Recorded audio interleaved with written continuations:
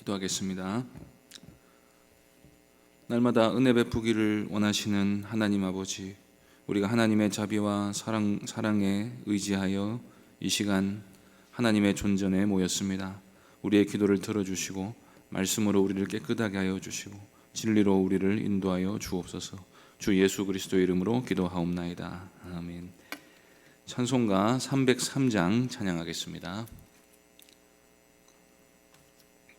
찬송가 303장입니다.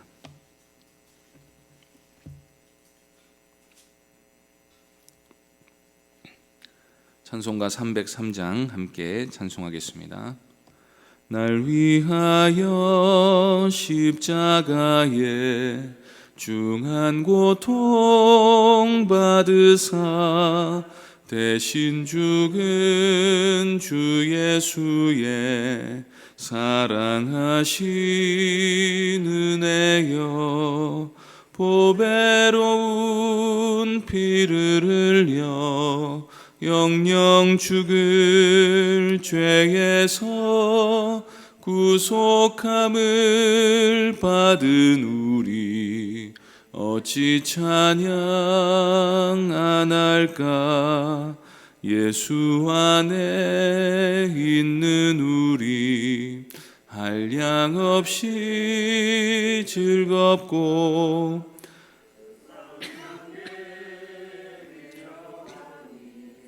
마음속에 차도다. 천국 음악 소리 같은 은혜로운 그 말씀 끊임없이 듣는 우리 어찌 찬양 안 할까. 이 세상의 모진 풍파 쉬지 않고 불어도 주님 안에 보호받는 우리 마음 편하다. 늘 깨어서 기도하고 저 천국을 바라며 주님만을 기다리니 어찌 찬양 안 할까. 하나님 말씀은 말라기 3장 7절부터 12절까지입니다. 말라기 3장 7절부터 12절까지 말씀입니다.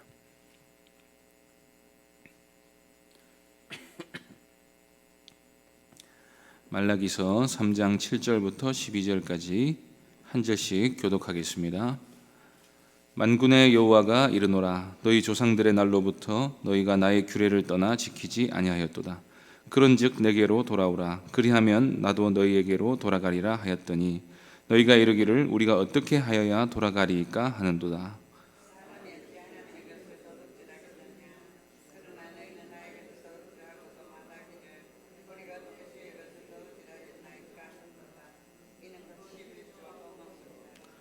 너희 곧 온 나라가 나의 것을 도둑질하였으므로 너희가 저주를 받았느니라.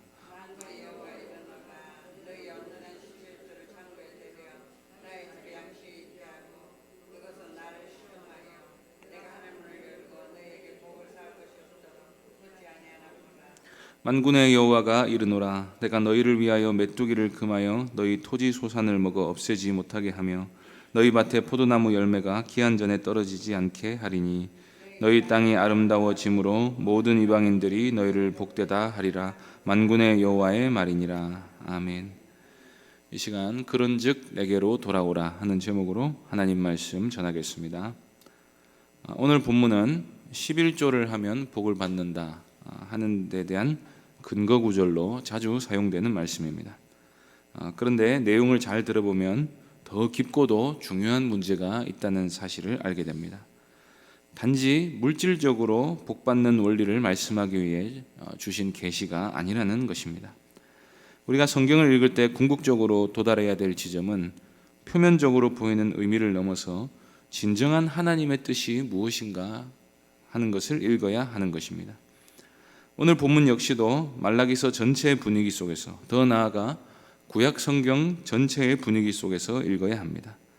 말의 참된 의미는 맥락 속에서만 알 수 있고, 또 분위기가, 또 맥락이 무슨 말씀을 하고 있는지를 먼저 파악을 해야만 지금 하고 있는 말씀의 의미가 정확히 무엇을 말하고자 하는지를 알 수 있는 것입니다.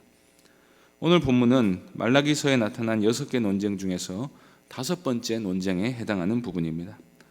논쟁을 거듭할수록 하나님과 이스라엘 사이의 관계는 점점 오해가 해소되고 관계가 회복되는 방향으로 가는 게 아니라 서로 한치의 물러섬도 없는 팽팽한 대립관계가 계속되고 있습니다. 이스라엘이 회개하지 않고 있다는 말입니다. 하나님이 무슨 잘못을 지적하시면 잘못했습니다, 용서해 주옵소서 하고 최소한 돌이키려는 모양새라도 취해야 되는데, 이스라엘은 자신의 무지와 고집을 마치 자랑이라도 하듯이 하나님께 한마디도 지지 않는 모습을 보이고 있습니다. 그리고 가면 갈수록 아무런 논리도 근거도 없이 이스라엘은 하나님께 그저 반항하는 게 목적인 것처럼 말대답을 하고 있는 것으로 하는 모습을 보입니다. 이스라엘이 이런 불손한 태도로 하나님을 거역하고 있을 때 진실 공방을 거듭할수록 하나님의 진노가 얼마나 쌓여가고 있었겠는가 하는 문제를 생각하면서 오늘 본문을 대해야 하는 것입니다. 오늘 본문의 5번째 논쟁에서 하나님이 제기하시는 이스라엘의 문제는 이스라엘이 하나님을 떠나 살고 있다는 것입니다. 7절 말씀을 보시겠습니다. 만군의 여호와가 이르노라, 너희 조상들의 날로부터 너희가 나의 규례를 떠나 지키지 아니하였도다. 그런즉 내게로 돌아오라, 그리하면 나도 너희에게로 돌아가리라 하였더니 너희가 이르기를 우리가 어떻게 하여야 돌아가리이까 하는도다. 하나님이 이스라엘에게 내게로 돌아오라고 말씀하십니다. 이 하나님께 돌아오라는 말씀은 구약 성경의 핵심 메시지 중에 하나입니다. 이스라엘 백성은 끊임없이 하나님께로부터 등을 돌려 수많은 우상들을 섬겼습니다. 그래서 하나님께서 선지자들을 보내셔서 하신 말씀들을 한마디로 요약하면 무엇이겠습니까? 이제 다 그만두고 내게로 돌아오라 하는 그 말씀이 아니겠습니까? 하나님께로만 돌아가면 모든 문제가 다 해결된다는 것입니다. 인생의 문제가 다른 게 아니고 하나님께 돌아가지 않고 각자 모두가 다 자기 원하는 길로 달려가서 생기는 문제가 아니겠습니까? 그런데 이스라엘은 내게로 돌아오라 하는 이 말씀에 지금 어떻게 반응하고 있습니까? 우리가 뭘 어떻게 해야 하나님께로 돌아갈 수 있겠습니까? 라고 반문하고 있는 것입니다. 하나님의 이 질문은, 이 도전은 바벨론 포로 생활에서 귀환한 유대인들에게는 정말로 어려운 질문이었는지도 모릅니다. 그들의 조상들의 문제는 아주 단순했습니다. 그렇기에 하나님께로 돌아가라 하는 말씀도 어렵지 않게 이해할 수 있었습니다. 우상 숭배를 그치고 하나님만 섬기면 되는 문제였기 때문입니다. 그런데 유대인들은 지금 현재로는 형식적으로는 우상 숭배를 하지 않고 있습니다. 매일같이 성전에서 제사가 드려지고 있고 절기도 제때 지켜지고 있고 온갖 형태로 하나님만을 섬기고 있었습니다. 그런데 여기서 뭘 더 하라는 말씀입니까? 우리가 하나님을 향하고 있는데 어떻게 하나님께로 돌아가라는 말입니까? 오늘날에 주일 예배를 드리러 나온 회중들을 향해서 여러분들은 하나님께로 돌아가야 합니다 라고 말하면 어떤 반응이 나타나겠습니까? 성숙한 신자들은 이 말이 무슨 말인지 알 것입니다. 그런데 이미 예배를 드리러 나왔지 않습니까? 그런데 여기서 뭘 더 하라는 건지 이해할 수가 없을 것입니다. 성경에서 하나님께 돌아가라고 할 때 핵심은 마음의 문제입니다. 사람은 몸과 마음이 따로 놀 수가 있습니다. 몸으로는 하나님을 섬기는 자리에 있고 입술로는 신앙 고백을 하고 찬송을 부를 수 있어도 마음은 전혀 딴 곳에 있을 수가 있습니다. 그래서 참된 신앙은 마음으로 믿는 게 핵심인 것입니다. 진실하고 순전한 마음으로 하나님을 믿고 신뢰하고 의지하고 경외하고 사랑해야 하나님을 진실로 가까이 하는 상태인 것입니다. 그런데 7절에 나타난 하나님의 문제 제기에서 한 가지 이스라엘 백성들이 놓친 부분이 있습니다. 하나님께로 돌아오라고 요청하기 전에 하나님이 어떤 문제를 지적하셨습니까? 이스라엘 백성들이 하나님의 규례를 떠나 지키지 않았다는 것입니다. 이 율법을 어기는 문제가 예로부터 지금까지 하나도 개선이 되지 않았다고 하나님이 말씀하고 계십니다. 그러면 하나님을 떠난 문제와 율법을 지키지 않는 문제가 서로 같은 문제라고 하는 말씀이 아니겠습니까? 하나님은 하나님과 맺은 언약을 떠난 것이, 즉 하나님의 명령을 떠난 것이 곧 하나님을 떠난 거라고 말씀하고 계십니다. 그러면 이 말씀을 이스라엘이 제대로 알아들었다면 어떻게 해야 우리가 하나님께로 돌아갑니까? 라고 반문할 게 아니라 우리가 무슨 계명을 어긴 것입니까? 라고 물었어야 하는 것입니다. 이때 하나님께서 이스라엘에게 율법을 떠났다라고 말씀하실 때 율법을 완전히 지키지 않은 것을 문제 삼은 것은 아닐 것입니다. 물론 그것도 문제긴 하지만 율법의 구체적인 조항 하나를 어기는 문제 이전에 항상 율법을 떠나는 것이 더 근본적인 문제인 것입니다. 마음에 율법을 두기를 싫어하는 것입니다. 그래서 율법에서 말씀하시는 하나님의 전반적인 뜻에 대한 고려 없이 형식적으로 율법을 지키거나 자기가 지키기 좋고 편한 율법만 편취하게 됩니다. 하나님께서 우리 이스라엘과 맺은 언약은, 율법은 항상 언약을 바탕으로 이해해야 합니다. 그러니까 그 율법을 내신 분이 누구인지, 그리고 그 하나님께서 이스라엘과 어떤 관계를 맺고 계신지를 바탕으로 율법을 이해해야 하는 것입니다. 단지 11조를 떼먹었다 하는 그 사실 하나가 문제가 아니라는 것입니다. 문제의 근본은 율법을 떠나 있는 것입니다. 율법을 마음에 두지 않는 것입니다. 그 말은 하나님과의 관계가 이스라엘에게 있어서 소중한 문제가 아니었다는 것입니다. 율법을 지키는 목적이 하나님을 사랑하고 경외해서가 아니라, 그리고 하나님의 뜻을 땅에서도 이루고자 하는 목적이 아니라 단지 저주를 받지 않기 위해서 혹은 물질적으로 복을 받기 위해서만 선택적으로 지켜왔다는 것입니다. 그래서 하나님은 겉보기에는 율법을 따르고 있는 것처럼 보이는 이스라엘 백성들을 향해 너희가 나를 떠났고 따라서 율법도 떠났다. 그렇기 때문에 너희가 율법을 지키지 않고 있다고 지적하시는 것입니다. 그런 의미에서 하나님이 11조를 내지 않는 것을 문제 삼으시는 이유는 11조가 가지고 있는 신앙적인 중요한 의미가 있기 때문입니다. 8절 말씀을 보시겠습니다. 사람이 어찌 하나님의 것을 도둑질하겠느냐? 그러나 너희는 나의 것을 도둑질하고도 말하기를 우리가 어떻게 주의 것을 도둑질하였나이까 하는도다. 이는 곧 11조와 봉헌물이라. 어떻게 해야 하나님께 돌아갑니까? 라는 이스라엘의 반문에 너희가 11조와 봉헌물을 도둑질했다고 대답하십니다. 이스라엘 백성들에게 11조는 단순히 수입에서 10분의 1을 구별해서 하나님께 바치는 경건의 표시 정도가 아닙니다. 11조는 왕에게 바치는 세금입니다. 그 말은 11조를 바치느냐 안 바치느냐로 하나님의 주권을 인정하느냐 인정하지 않느냐가 나타난다는 것입니다. 우리가 눈에 보이지 않는 하나님을 무엇으로 믿고 섬긴다고 감히 주장할 수 있습니까? 11조 규례가 없으면 몰라도 이게 하나님과 이스라엘이 서로 맺은 계약인데 이것을 지키지 않는다는 것은 말 그대로 하나님의 것을 도둑질하는 것과 마찬가지입니다. 만일 국민이 세금을 내지 않으면 어떻게 됩니까? 반드시 불이익을 당하게 되어 있습니다.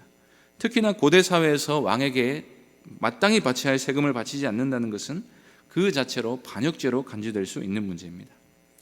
그리고 11조가 어떻게 사용되는지를 생각해 보면 하나님이 왜 11조를 문제 삼으시는지를 알 수가 있습니다.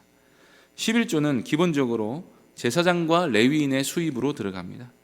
레위인들은 따로 기업이 없었기 때문에 11조가 제때 거두어지지 않으면 먹고 살 길이 없었습니다.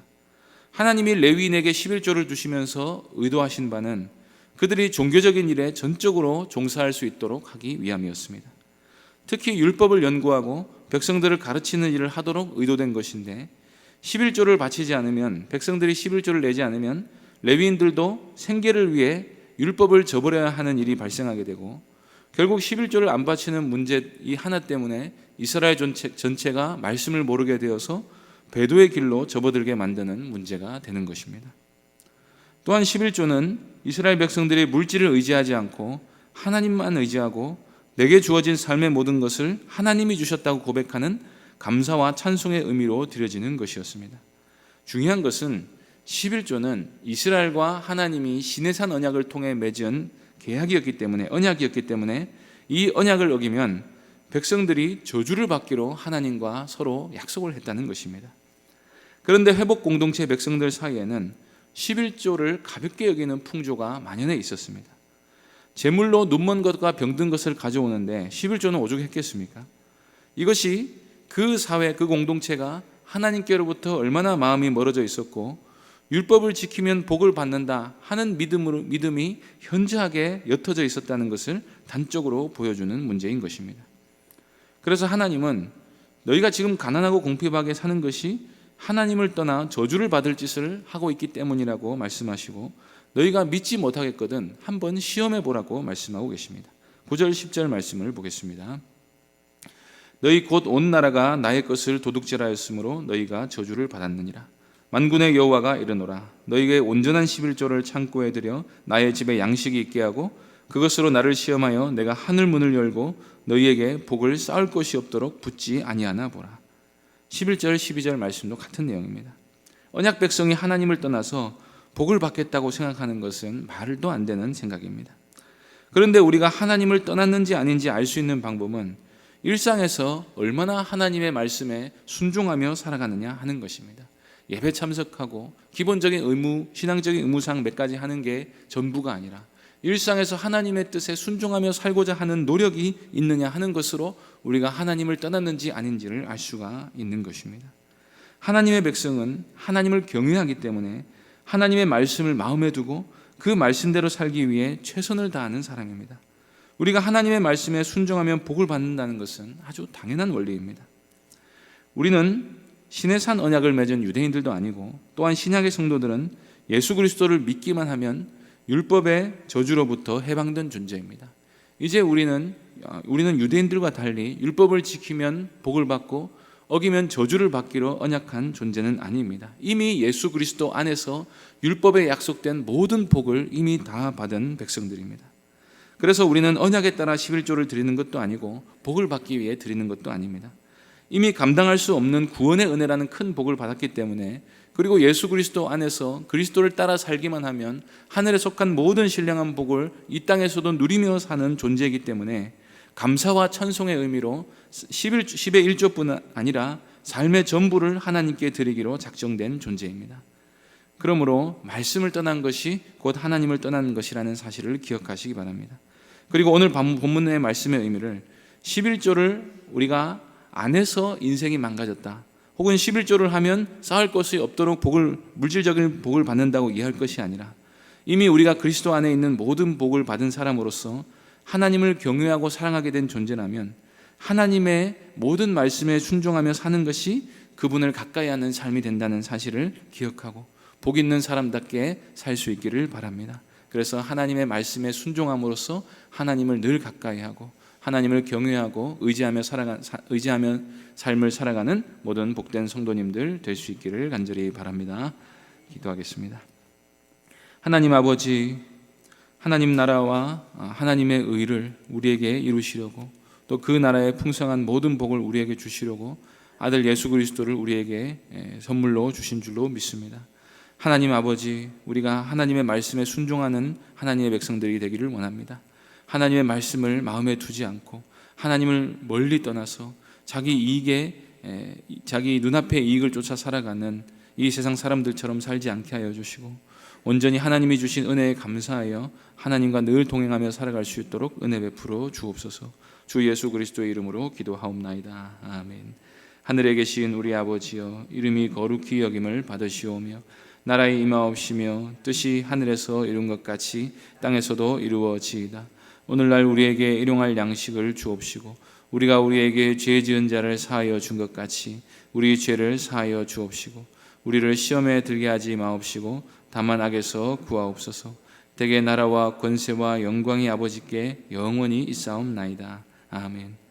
이 시간 말씀을 기억하며 기도하시고 새교회당 건축을 위해서 기도해 주시고 태풍으로 인해 고난당한 여러 이웃들을 위해서 기도해 주시고 병중의 성도들 위해서 오늘 금요교대를 위해서 기도해 주시고 개인적으로 기도하시기 바랍니다.